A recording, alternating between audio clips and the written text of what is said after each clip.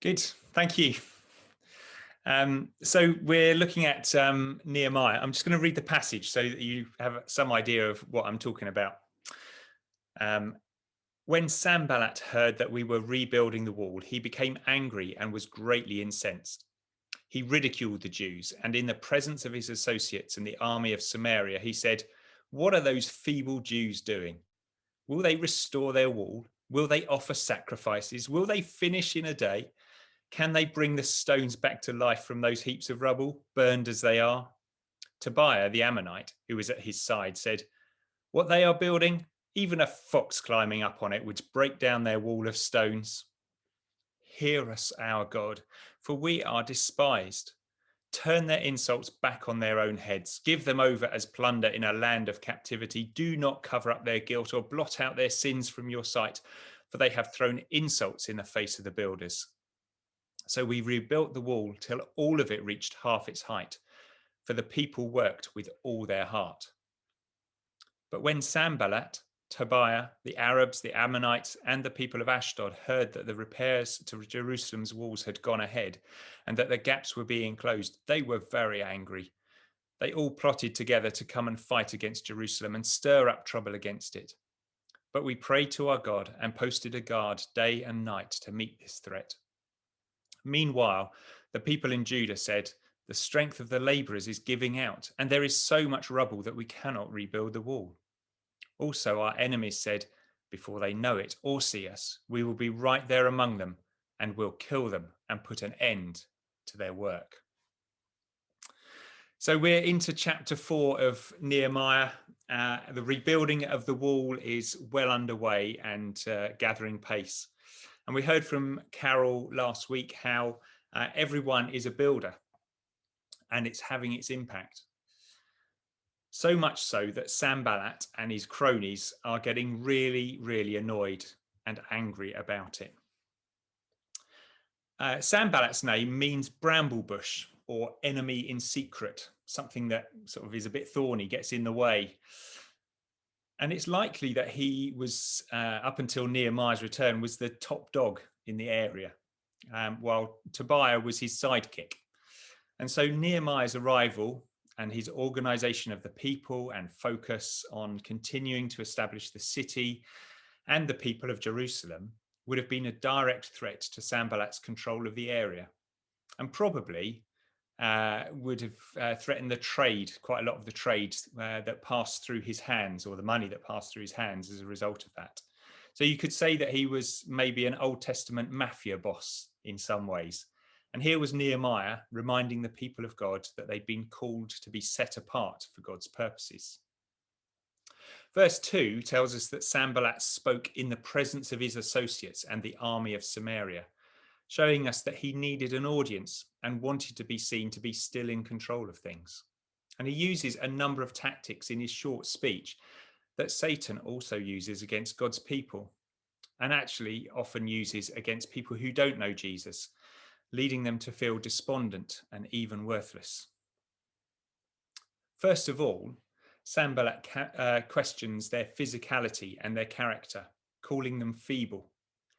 Feeble can be applied both to physical strength, the means to actually do something, but also weakness of character, the resolve to carry on and to do it and to stand up to people.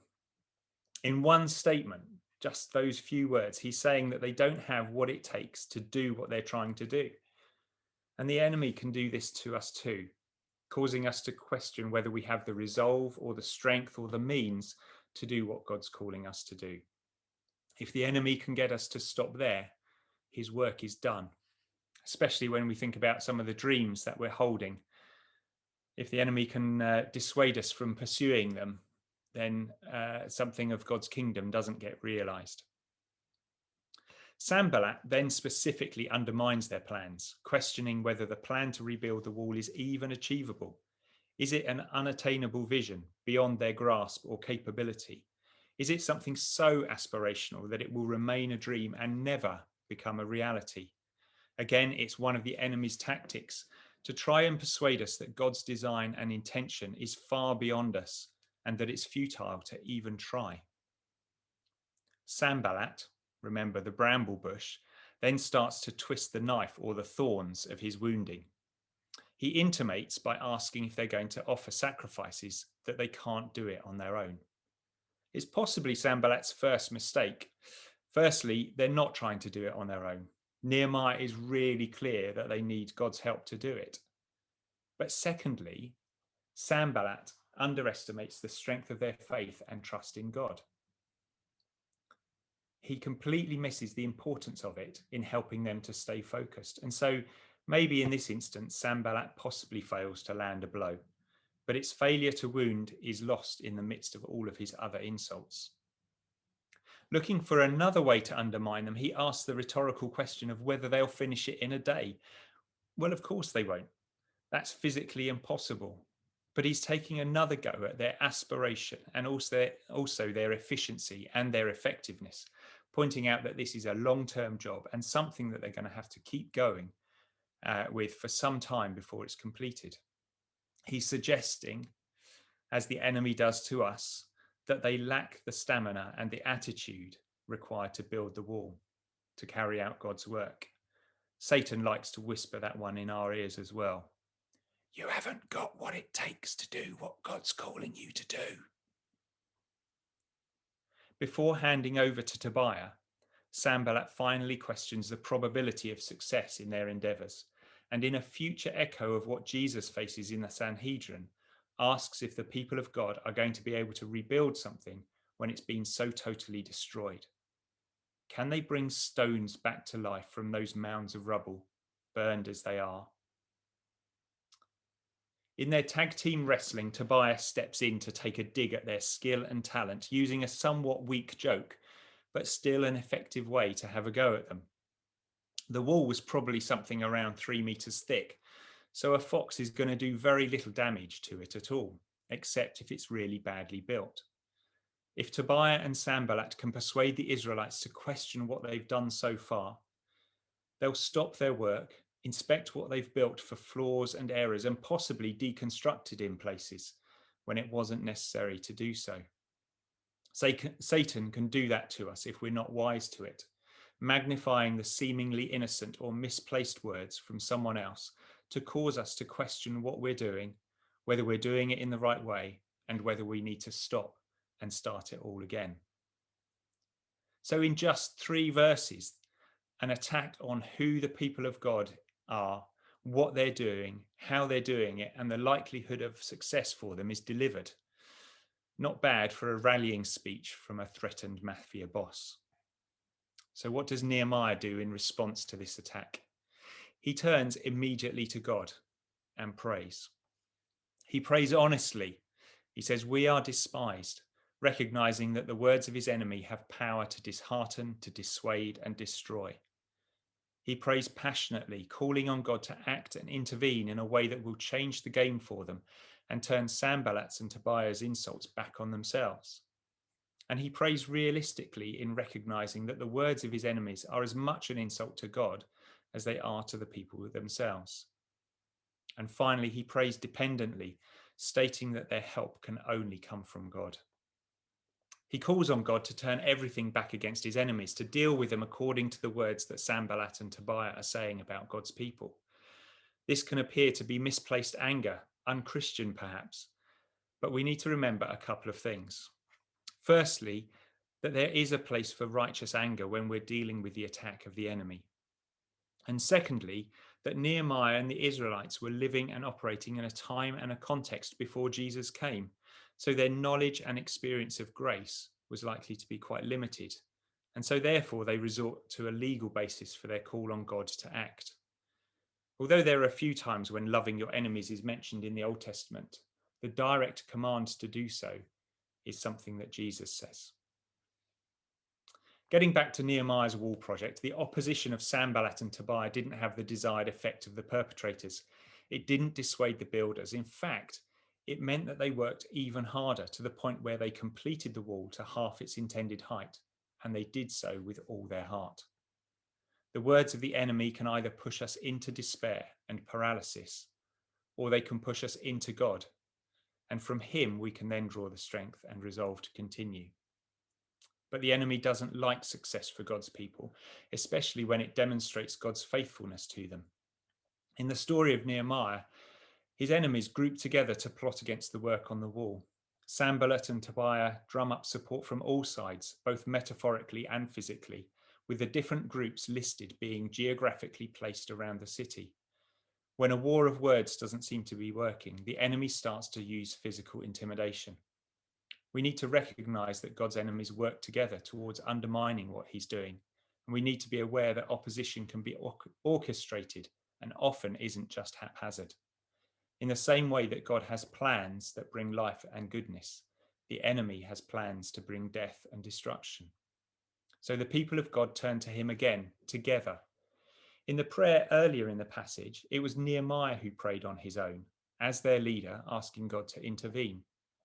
This time, Nehemiah uses the corporate phrase of "we prayed to our God," showing that whilst the prayer of one person is important, prayer together is just as much so when it comes to dealing with the opposition and threat from Satan. In the final couple of verses of this passage, before I hand over to Joe next week to take it up, we see the people of Judah starting to take on board some of what Sanballat and the others are saying about the people working on the wall. And we need to remember that sometimes even your greatest supporters can get downhearted and focus on the problems rather than on the calling. Rumors start to get spread about what the enemies are plotting, making them seem more threatening than perhaps they are really than they really are, given their lack of effective attack up until now.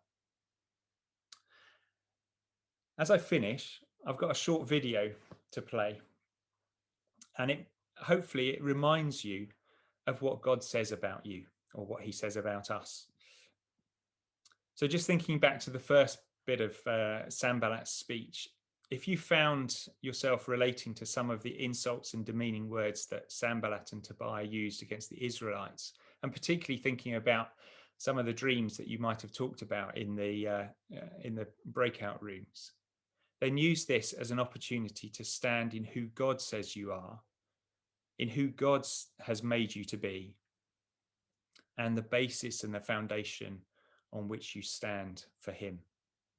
And then afterwards, we're just going to have a short breakout time, just to pick up on the dreams that we were sharing before, and simply pray for one another that we would know success in those plans and in those dreams for God's purpose in our lives.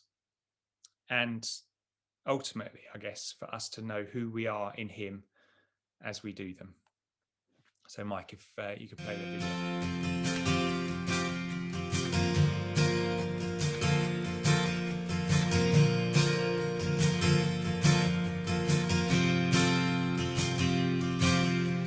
Looking into yesterday and all the dreams that heaven sent, maybe love will come our way. When I stood upon the land, threw the dream into the sea, maybe they will rise again. And maybe love will come our way. And maybe hope will come to us again. What is this thing called love? I know I found it. It's in your eyes. Yeah. What is this thing called love? I know I found it. It's in your eyes. La la la la la la la la.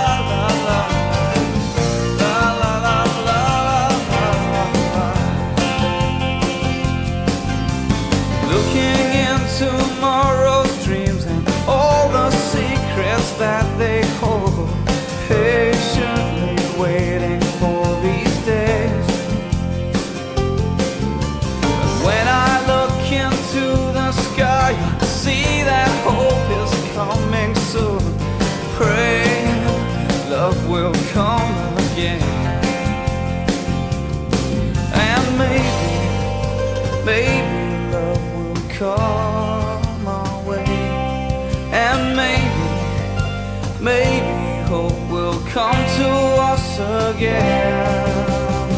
Oh yeah. What is this thing called love? I know I found it. It's in your eyes. Yeah.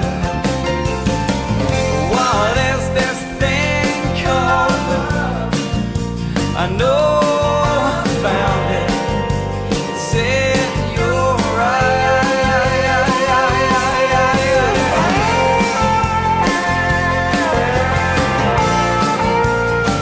What is this thing?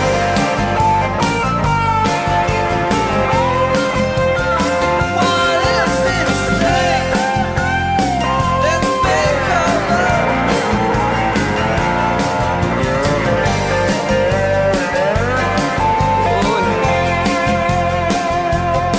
And maybe love will come my way.